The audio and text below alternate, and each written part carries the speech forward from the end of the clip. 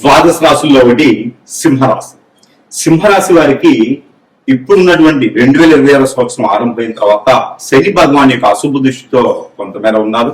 అలానే సింహరాశిలో ఉన్నటువంటి కేతు, ఆపోజిట్ సైడ్ కుంభరాశిలో ఉన్నటువంటి రాహు, వీరైతే కనుక ఇప్పట్లో మారేట కనిపించట్లేదు. ఇకపోతే వాతావరణం చూసినట్టయితే కనుక ఇప్పుడు వృషభ రాశిలోకి ఏర్పడినటువంటి శుక్రుడు, ఈ శుక్రుడు వృషభ రాశిలో 14వ తారీఖు వరకు, ఎప్పుడు మే 14 వరకు, మే 14 నుంచి నెల చివరి వరకు కూడా మిథున రాశిలో సంచరిస్తూ ఉంటాడు.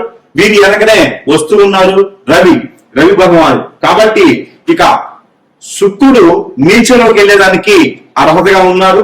ఇక రవి వెనకమాలే ఉన్నప్పుడు శుక్రుడు ఎంత పెద్ద ఉచ్చంలో ఉన్నప్పటికీ కూడా నీచలో ఉన్నట్టే లెక్క. అప్పుడు మనకి శుక్రమోర్జమి అంటారు.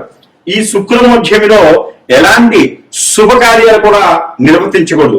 శుభకార్యాలు అనగా బారసాల, అన్నప్రసన, గృహప్రవేశం ఇవి కాదు. శుభకార్యాలు అనగా ఒడుగు, ఉపనయనం, పెళ్లిళ్ళు ఇలాంటివి చేయకూడదు. బంధానికి బాంధవ్యాలు నెలకొల్పేలాగా చేయకూడదు. సింహరాశి వారైనా మరి ఇతర రాశి వారైనా ఇది చేయకూడదు. ఇకపోతే అన్నప్రసన్న లాంటివైనా, పుట్టినరోజులు లాంటివైనా చేసుకోవచ్చు. దానితో పాటుగా మురిగే దాడిగా పడినట్టుగా జ్యేష్ఠ మాసం వస్తుంది. అధిక జ్యేష్ఠ మాసం వస్తుంది. కాబట్టి ఇక ఇంట్లో ఎవరైనా సింహరాశిలో పుట్టి పెద్దవారిగా ఉన్నారా అంటే హైట్ లో కాదండి, ఇంట్లో ఎవరైనా పెద్ద సంతానంగా ఉంటే వారికి ఏదో గంధం అయితే కనబడుతూ ఉంది, కొంచెం జాగ్రత్త వహించుకోవాలి. చేసేటువంటి ప్రయాణాలైనా, ఇంట్లో ఉన్నటువంటి బంధుమిత్రుల నుంచైనా, సోదరి భావం నుంచైనా సరే మీ మీద ఏదో దండెత్తబోతున్నారండి. ఆస్తి తగాదాలు కావచ్చు, అంతస్తుల విషయంలో కావచ్చు, మీకున్న పేరు ప్రఖ్యాత పోవాలని చెప్పేసి అని బంధుమిత్రుల నుంచి మీ మీద చూపించేటువంటి చెడు వేస్తున్నారు, లేదా మీ మీద ఏదైనా చెడు క్రియలకు కూడా చేయించడానికి కనిపిస్తున్నారు. సింహరాశి వారు ఎవరైనా ఉన్నారా, కొంచెం జాగ్రత్తగా ఉండండి. మీ మీద ఏదో అష్టదిబ్బందులు కానీ, ఏదైనా చేతబడి లాంటివి కానీ, ఏదైనా హిప్నాటిజం, బ్లాక్ మ్యాజిక్ లాంటివి కూడా జరిగే అవకాశం ఉంది. ఇది పోయిందా అనుకుంటే బయట వారు ఎవరో మీ మీద కన్నేస్తారు. మీరు చాలా మంచివారండి, మీరు చాలా మర్యాదస్తులండి, మీరు ఏదైనా సహాయం చేయగలుగుతారట అని చెప్పేసి అని మిమ్మల్ని పూర్తిగా గ్రిప్ చేస్తారు. మిమ్మల్ని పూర్తిగా గ్రిప్ చేసేసి వారి యొక్క అవసరానుసారము మిమ్మల్ని వాడుకొని ఇస్త్రీ రోడ్డు మింబడేస్తారు. ఇదైతే మాత్రం సింహరాశి వారు తర్వాత ఇంకా ఆలోచించుకునేది ఏమి లేదు. మనం భయపడటం, బాధపడటం, భంగపడటం, ఇబ్బంది పడటం, లేదా ఒంటరిగా అయిపోవటం, దీన్ని మించిన పోయేదైతే ఏం లేదు. కాబట్టి చేసుకున్న భార్య, చేసుకున్న భర్తే మీకు దైవంతో సమానం. వారితో మాత్రమే మీరు కొనసాగించాలి. ఇక ఇలాంటి ఎఫ్ఐఆర్స్ కానీ, ఇలాంటి ఏదైనా ఉంటే గనక, అక్రమ సంబంధాలు లాంటివి ఉంటే గనక ఖచ్చితంగా మీరు ఇబ్బంది పడేదానికైతే ఈ మాసంలో బాగా కనపడతా ఉంది. ఎందుకంటే శుక్రుడు మీకు ఉచ్చలో ఉన్నప్పటికీ కూడా నీచలో ఉన్నాడు. ఉచ్చలో ఉన్నప్పటికీ రవి భగవాన్ వల్ల నీచలో ఉన్నాడు. కాబట్టి మీకు కేతు ఒక దృష్టి కూడా ఉంది, అలానే శని భగవాన్ అశుభ దృష్టి ఉంది. ఇది చూడండి మీకు ఎలా ఉంటుందంటే గనక వెనక నుయ్యి ముందు గొయ్యి, ఇదే పరిస్థితి ఉంది. కాబట్టి చాలా అంటే చాలా జాగ్రత్తగా ఉండాలి. కొత్త వాహనాలు కొంటాను, ఇల్లు కొంటాను, నా దగ్గర డబ్బు ఉంది అనుకుంటే రేపటి రోజున మిమ్మల్ని చూసే నాదుడు ఎవ్వరు ఉండదు. సింహరాశి వారు కొంచెం ఇలా చెప్తున్నాను అనుకోకపోతే అన్ని నెగిటివ్ గానే ఉన్నాయి కదా గురువు గారు అంటారేమో. నెగిటివ్ ఉన్నప్పుడు నెగిటివ్ గానే ఉంటే దీంట్లో సగం మాత్రమే నేను చెప్తున్నా, ఇంకొక సగం అయితే మీరు అనుభవించాల్సింది తప్పదు. కాబట్టి మీకు అన్ని రకాలుగా కూడా ముందుకు వెళ్ళేదానికి కూడా పరిహారం ఇస్తా, దానికి కూడా ఉంటుంది. కానీ మీరు చేసేటువంటి యాక్టివిటీస్, మీరు ముందుకు వెళ్ళేటువంటి చూపు, మన అనుకొని ఎవరికైనా సహాయం చేయొచ్చు, కానీ అడిగేటువంటి సహాయం చేయకూడదు. అంటే మళ్ళీ తిరిగి మీరు అడిగేంత సహాయం ఎవరికి చేయకండి. దాని వలన మీకు శత్రువులు కూడా ఎక్కువైనటువంటి యోచన కనపడుతుంది. కాబట్టి సింహరాశి వారు మీ గోచార ప్రకారంగా కూడా చూసుకున్నట్టు, అలానే మీకు దశాంతరిశలు కనుక శుక్రుడు దశ నడిచినా మీకు ఇక్కడ చాలా వరకు ఇబ్బంది కనిపిస్తా ఉంది. కొత్తగా పెళ్లి చేసుకోవాలనుకున్న వారు, లవ్ మ్యారేజ్ చేసుకోవాలనుకున్న వారు ఖచ్చితంగా పోస్ట్ పోన్ చేయండి. లేదు అంటే గనక ఖచ్చితంగా మీరు ఇబ్బంది అయ్యేటువంటిది, మీరు ఇబ్బందులు పాలయ్యేటువంటిది అయితే కనపడుతూ ఉంది. మీరు చివరిలో చెప్పిన పరిహారం కూడా పాటించండి. కొంతమేర మీకు ఇబ్బంది లేకుండా కలగకుండా కలుగుతుంది. ఇకపోతే మీకు గోచార ప్రకారంగా మనం అనుకున్నట్టుగానే 2 స్వస్థానం, 6వ స్థానంలో శుక్రుడు ఉండి, ఆ శుక్రుడికి రవి ఎక్కడ ఉన్నప్పుడు చూస్తాడు అంటే 2 కానీ 9 కానీ స్థానాల్లో రవి ఉంటే అప్పుడు మీకు 4, 6 స్థానంలో చూస్తాడు.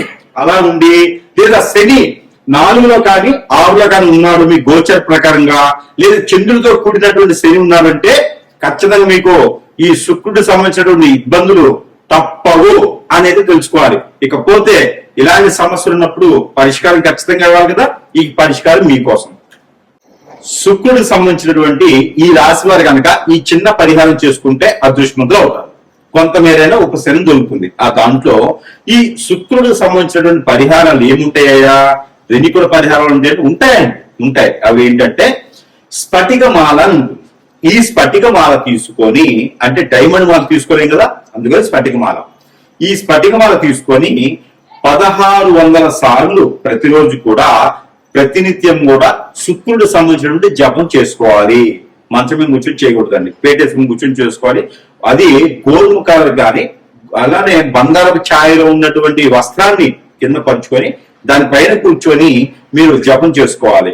1600 సార్లు చేయలేమండి అంటారా, 166 సార్లు చేయండి ప్రతినిత్యం కూడా, లేదా 16 మాలలు చేయండి, లేదా 9 మాలలు చేయండి. ఈ 9 మాలలు ఖచ్చితంగా ప్రతిరోజు కూడా చేయాల్సిందే, జపం చేసుకుంటూ ఉండాలి. ఓం నమో శుక్ర ఈశ్వరాయ నమః లేదా శుక్రాయ నమః అనేటువంటి బీజ మంత్రాన్ని ప్రతిరోజు కూడా పారాయణం చేసుకుంటూ చాలా మంచిది. ఈ పారాయణం చేసేటప్పుడు చిరంజి కానీ, లేదా కాజు, క్యాషునట్ ఉంటాయి కదా, కాజు అంటారు. ఈ కాజు గుళ్ళు తీసుకోండి, జీడిపప్పు గుళ్ళు తీసుకొని జపం చేసుకోండి. 16 గుళ్ళు పెట్టుకోండి, 16 జీడిపప్పులు పెట్టుకొని జపం చేసుకొని వాటిపైన ఒక 9 సార్లు ఊది తినడమా, ఎదుటి వారికి ప్రసాద రూపంగా పెట్టడమా అనేది చేయొచ్చు. అలానే మీకు పాలలో కుంకుమ పువ్వు, తేనె వేసి దీంట్లో తమలపాకులు మిక్సీ పట్టి ఆ ఒక పేస్ట్ ని దాంట్లో వేసి, అలానే తులసి ఆకులు వేసి, అలానే ఇంకా దాంట్లో ఈ యొక్క పన్నీరు వేసి మీరు సుబ్రహ్మణ్య స్వామికి అభిషేకం చేయండి. లేదా నవగ్రహాల్లో శుక్ర గ్రహం ఉంటుంది, ఆ శుక్ర గ్రహానికి అభిషేకం చేయండి. ఇంకోటి ఈ పరిహారం తప్పకుండా ప్రతి ఒక్కరు చేయాలి. ఏమిటంటే గనక మీకు నచ్చినటువంటి సెంట్ గాని, అత్తర్ గాని, పర్ఫ్యూమ్ గాని ఉంటాయి. ఇందులో ఏదైనా మీకు నచ్చినటువంటి ఫ్లేవర్ తీసుకొని శుక్రుడు మీకు యోగించాలి అంటే కనుక మీరు వేసుకున్నటువంటి వస్త్రాల పైన అది కొంచెము అప్లై చేసుకోండి, లేదా స్ప్రే కొట్టుకోండి. అప్పుడు మీకు శుక్రుడు మీతోనే ఉంటారు, శుక్రుడు మీతో వస్తూ ఉంటారు. ఇకపోతే ఏదైనా అమ్మవారి ఆలయంలో ముడుపు కట్టండి. అంటే గోధుమ ఛాయలో ఉన్నటువంటి కలర్తో ఉన్నటువంటి ఏదైనా వస్త్రం తీసుకొని దానిలో జాజికాయలు 2, పసుపు కొమ్ములు 2, అలానే కరక్కాయలు 2, ఒక్కలు 2, తమలపాకులు 2, ఒక 56 రూపాయల డబ్బులు, ఒక కొబ్బరికాయ, అలానే మీకు కుంకుమ పువ్వు కొంచెం 10 గ్రాములు, కుంకుమ, పసుపు, గంధము ఇవన్నీ వేసి ముడుపు కట్టండి. ఈ ముడుపుని ఎక్కడైనా గ్రామ దేవతల ఆలయంలో కానీ, లేదా ప్రాసిద్ధి చెందినటువంటి అమ్మవారి ఆలయంలో కానీ ఈ ముడుపుని సమర్పించండి. అలానే ఏదైనా అమ్మవారికి పొట్టు వస్త్రాలు సమర్పించండి. అలానే ఇస్కాన్ టెంపుల్లో అటుకులతో కూడినటువంటి తేనె వేసి అటుకులతో కూడినటువంటి పాలని నైవేద్యంగా సమర్పించేసి శుక్రుడికి సంబంధించిన దోషాలన్నీ కూడా పటాపంచలేకపోవాలి అని కొలుచుకోండి. ఇకపోతే మీరు ఎఫ్ఐఆర్ చేయగలిగితే, పెట్టుకోగలిగితే కనుక పింక్ కు సంబంధించినటువంటి డైమండ్, పింక్ కు సంబంధించినటువంటి ముత్యం పెట్టుకోవచ్చు. ఇది ప్రతి రాశి వారు కూడా పెట్టుకునే యోచన అయితే కనబడుతుంది. ఇంకా దీనికి మించి శుక్ర గ్రహాన్ని గురించి తెలుసుకోవాలన్నా, శుక్ర గ్రహానికి సంబంధించినటువంటి విధానాలు కావచ్చు, మీ యొక్క జాతకంలో ఏ స్థానంలో శుక్రుడు ఉండడం వలన కలత్ర దోషం ఉంటుంది, శుక్రుడు ఏ గ్రహంతో కలవడం వలన కలత్ర దోషం ఉంటుంది, ఇవి పోవాలంటే ఈ చిన్నబడి పరిహారాలు సరిపోతాయా, లేదా ఇంకా ఏమైనా చేయాలనుకుంటే కనుక ప్రతినిత్యం కూడా మీరు చేయవలసినటువంటి ఒక కార్యక్రమం ఉంది. మీరు సమీపంలో ఉన్న గురువు గారిని కలవచ్చు, అప్పుడు మీకున్నటువంటి సమస్యకు పరిష్కారం కనబడుతోంది. మరొకటి నరదిష్టి, నరదోష ఎక్కువగా ఉంటుంది శుక్రుడు ఉంటే. కాబట్టి శుక్రుడు నీచులున్నా ఉచ్చంలో ఉన్నా కూడా ఈ నరదిష్టి నరఘోష ఎక్కువ కనిపిస్తుంది శుక్రుడి వల్ల. కాబట్టి ఆ శుక్రుడి వల్ల నరదిష్టి నరఘోష పోవాలి అంటే కనుక ప్రతినిత్యం కూడా నిమ్మకాయ లోపల ఉండేటువంటి గింజలు తీసుకోండి ఒక 11, అలానే గురి గింజలు ఏ కాలంలో ఉన్నప్పటికీ పర్లేదు ఒక 6 తీసుకోండి, అలానే జీడి గింజలు ఒక 5 తీసుకోండి. ఇవన్నీ కూడా నల్లని వస్త్రంలో ముడి వేసుకొని తల చుట్టూతో దిష్టి తీసుకొని పడవేయాలి.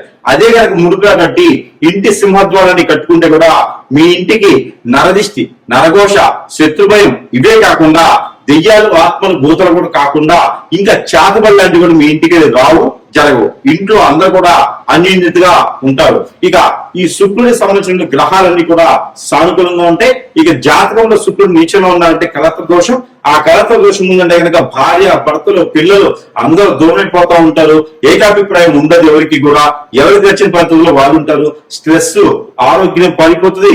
ఎన్నో రకాలుగా ఇబ్బంది పడుతుంటారు. కాబట్టి మీ అందరు కూడా ఏదైనా సముద్రం కానీ, నది కానీ, ఏరు, సెలయేరు, బ్రహ్మగుండం లాంటి సమీపంలో ఉంటే కనుక అక్కడికి వెళ్ళేసి మీ యొక్క కట్టు బట్టలు ఏవైతే ఉన్నాయో అవన్నీ అందులో వచ్చేసి మీరు స్నానం ఆచరించి వచ్చేయాలి.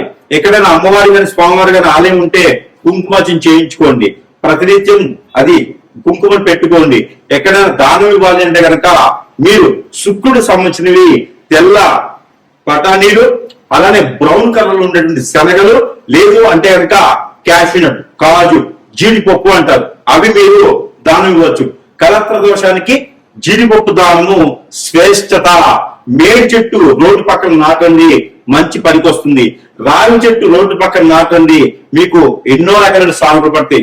మునగ చెట్టు పొలాల్లో వేసుకోండి, రోడ్డు పక్కన నాటండి, ఇంటి దగ్గర పెట్టుకోండి, చాలా సానుకూలంగా ఉంటుంది. శుక్రుడికి సంబంధించిన దోషం అన్ని ఇలా పటాభించలేకపోతాయి. కాబట్టి వీటిలో ఏ చిన్న పరిహారం చేసుకున్నా కూడా మీరు అదృష్టవంతులు అవ్వలేకపోయినా ఉపశమనం మాత్రం ఖచ్చితంగా ఉంటుంది.